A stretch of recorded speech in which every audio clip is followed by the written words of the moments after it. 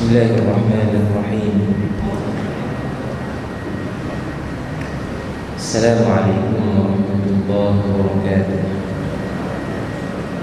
Innal hamdalillah wassalatu wassalamu ala Rasulillah wa ala alihi wa sahbihi wa man wala. Subhanaka la ilma lana illa ma 'allamtana innaka antal alimul hakim. Wala hawla wala quwwata illa billahil aliyyil azim. Amma ba'd. Alhamdulillah.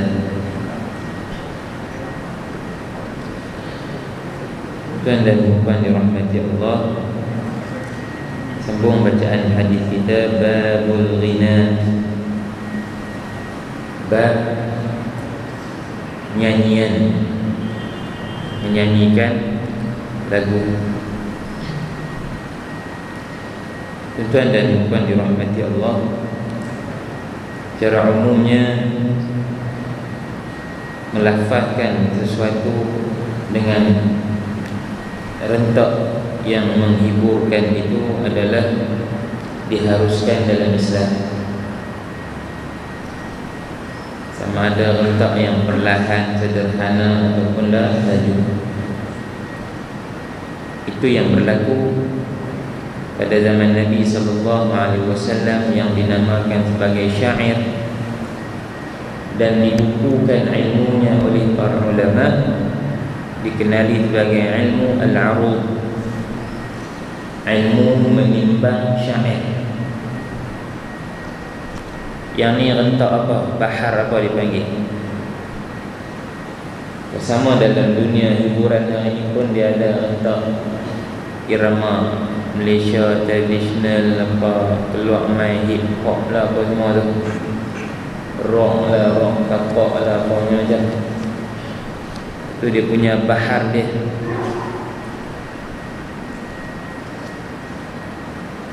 Dan pada zaman Nabi SAW, di antara cara mereka berhibur adalah dengan bersyair. Dan mereka memang ahli syair. Hebat susunan bahasa mereka, indah kata-kata, dan memberi makna yang cukup mendalam, sehingga syair yang diungkapkan itu membangkitkan orang-orang yang takut sehingga menjadi berani, orang-orang yang kedekut sehingga menjadi pemurah, orang-orang yang lemah sehingga menjadi kuat kerana syair. Bahkan dengan syair juga dijadikan sebagai senjata untuk menewaskan musuh. Ketika penyair-penyair Quraisy yang kufur kepada Allah menyerang Nabi dengan syair-syair mereka, bangun penyair Nabi seperti Hassan bin Thabit pertahankan Nabi SAW dengan syairnya, mendiamkan penyair-penyair di kalangan kufar Quraisy. Jika mereka berperang, letihnya bersiap untuk berperang, gali khandak atau parit pada peristiwa peperangan Khandak tahun ke-5 Hijrah, para sahabat memujuk diri mereka yang sedang kelaparan, kehausan, kepanasan dengan bersyair. Dan Nabi SAW gembira melihat mereka gembira. Namun di sana ada batasan dia. Mata-mata kerana rentak atau lagu itu tidaklah membawa kepada yang haram, tetapi liriknya, adakah ia mengajak kepada kebaikan atau sebaliknya, memuji apa yang boleh dipuji atau memuji sesuatu yang dilarang oleh Allah, seperti menyifatkan kecantikan wanita, lagu-lagu yang mengajak untuk mengejar keduniaan, kemasyhuran, dan percintaan yang dilarang, yang hari ini kita atau pelbagai jenis lagu yang digubah diambil kira hanyalah untuk menyedapkan telinga pendengar. Tidak diambil kira tentang liriknya apa. Imam Al-Ghazali menyatakan juga bahawa kebiasaannya lagu-lagu ini akan disertai oleh unsur-unsur lain. Maka dia bukan haram pada zat dia, tapi haram pada yang menyertai dia. Kalau lagu tu elok, tapi yang menyertai dia wanita yang menyanyi, wanita yang menari di tempat yang telah malam ke, karaoke ke, tempat yang tak elok, dihidangkan pula arak, campur bebas lelaki dan perempuan, maka keseluruhannya membawa kepada haram. Di mana kaedah yang para ulama letakkan, ma adda ila haramin fahuwa haram. Apa yang membawa kepada perkara yang haram, maka dia juga jadi haram. Sebab itu fatwa para ulama jelas, mengambil bab yang lebih warak ialah meninggalkan. Kerana kita tak sunyi daripada hiburan-hiburan yang begitu banyak. Macam-macam kita boleh buat untuk hiburkan diri. Berbagai jenis lagu-lagu lain yang membangkitkan roh, semangat keagamaan, ketuhanan pun banyak.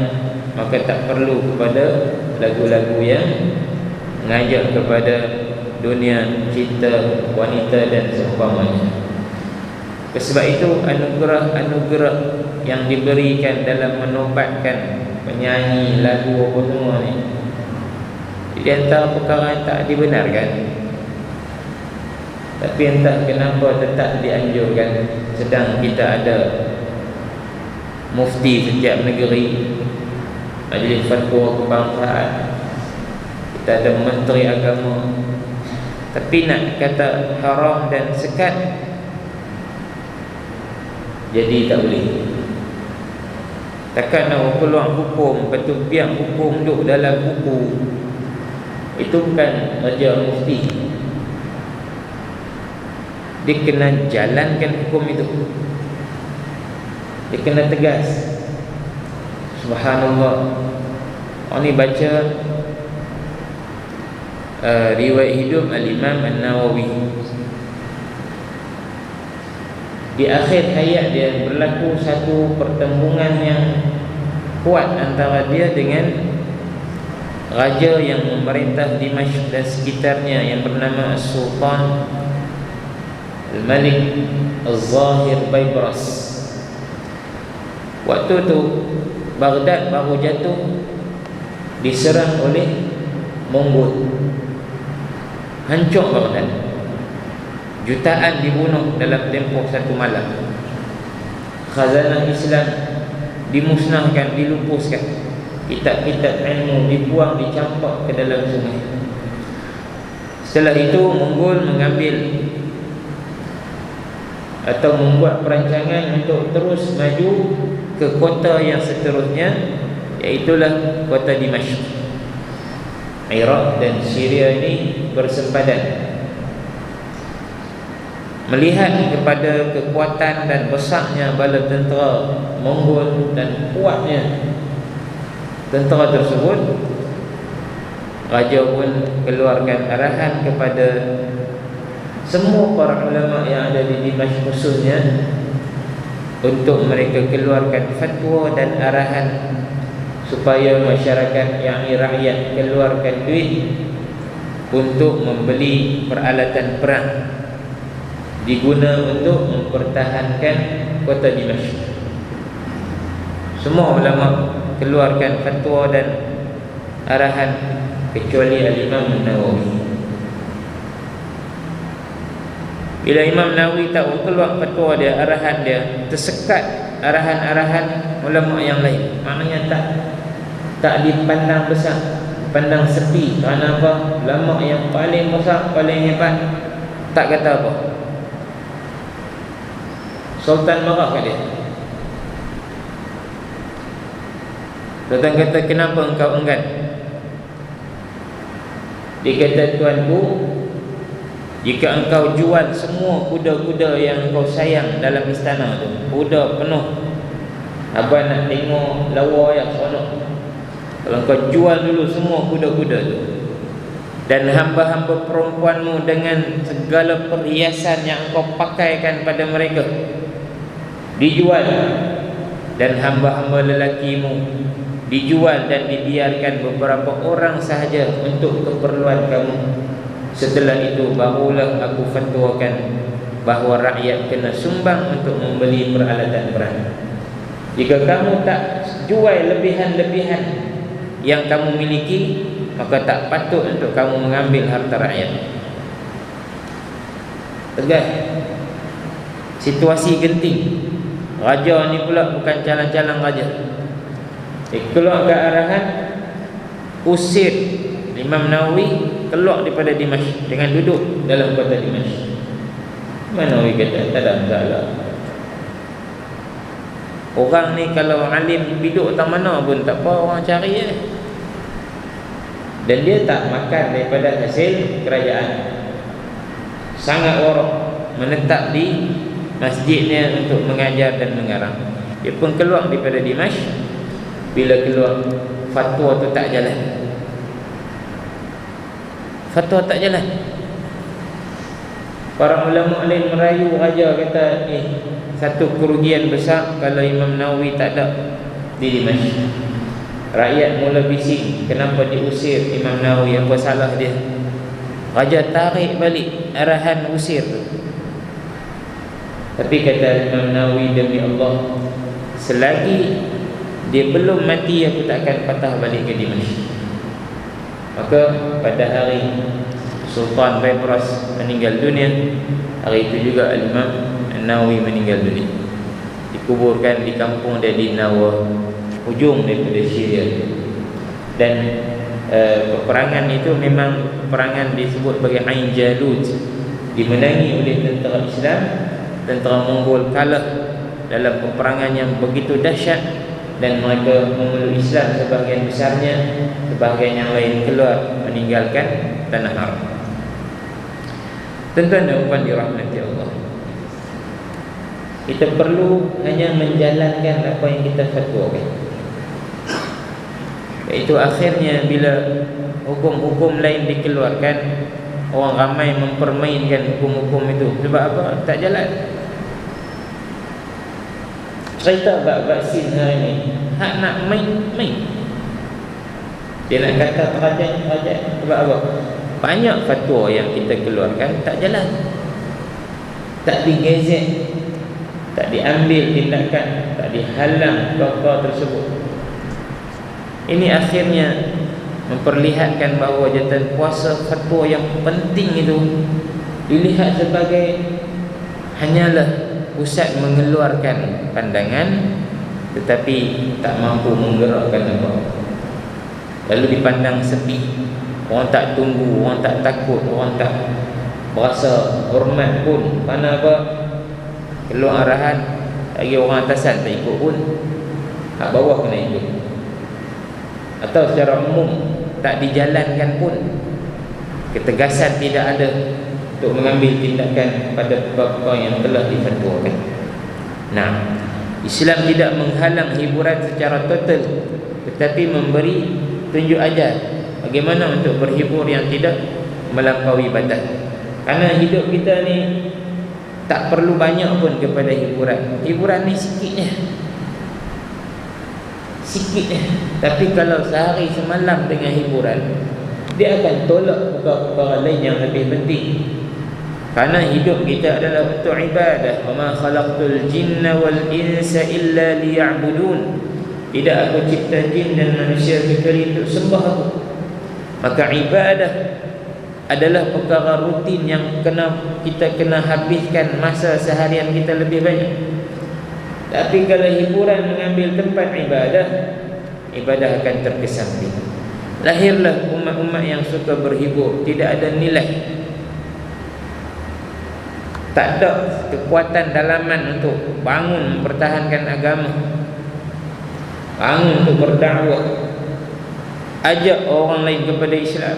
Ini tidak berlaku. Tidak berlaku. Sedangkan dahaganya orang-orang yang kufur kepada Allah ni terhadap mengetahui Islam yang sebenar itu sangat jelas.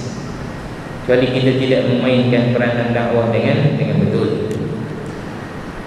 Haddatsana Hafs bin Umar قال حدثنا خالد بن عبد الله قال أخبرنا عطاء بن سائب عن سعيد بن جبير عن ابن عباس رضي الله تعالى عنهما في قوله عز وجل ومن الناس من يشتري لهو الحديث قال الغناء وأشباهه.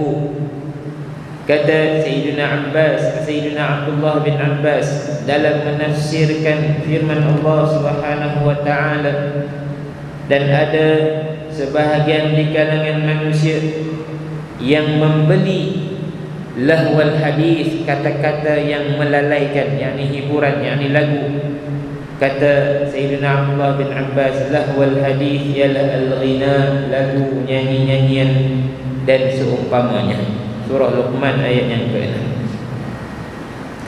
Haddatsana Muhammad bin Salam qala akhbarana al-Fazari wa Abu Muawiyah qala akhbarana Qannan bin Abdillah an-Nahmi an Abdurrahman ibn Ausajah an al-Bara ibn Azib radhiyallahu ta'ala anhuma qala قال رسول الله صلى الله عليه وسلم أفشوا السلام تسلموا والأشرة شر. Kata Nabi sallallahu alaihi wasallam, sebarkanlah salam, kamu akan aman, sejahtera. Dan orang yang suka berhibur dan hiburan yang melampau itu adalah kejahatan. Al-asyarah, hiburannya. Buka TV ni berhibur, TV ni menyanyi, TV ni menyanyi, buka radio pun lagu tu lah. Daripada 10-12 channel, satu je nak cakap pasal agama. Itu dalil cukup besar bahawa negara kita sangat tenggelam dalam hiburan. Baik, ada dalil yang membenarkan pada kadar yang dipandu oleh agama.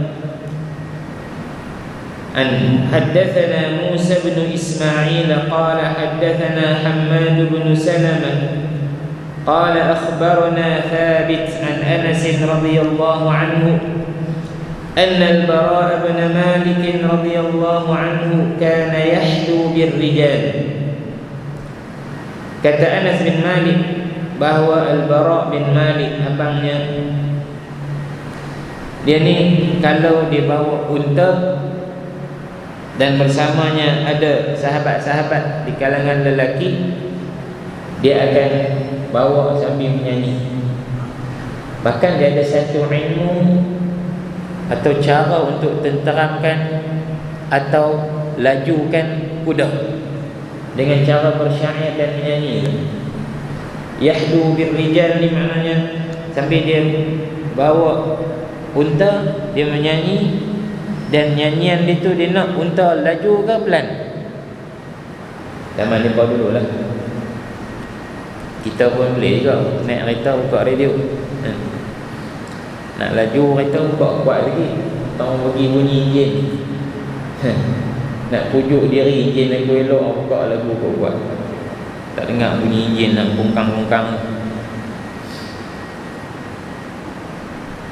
Wa kana Ansyajah, dan adalah seorang sahabat Nabi lagi yang bernama Ansyajah, yahdu bin nisa.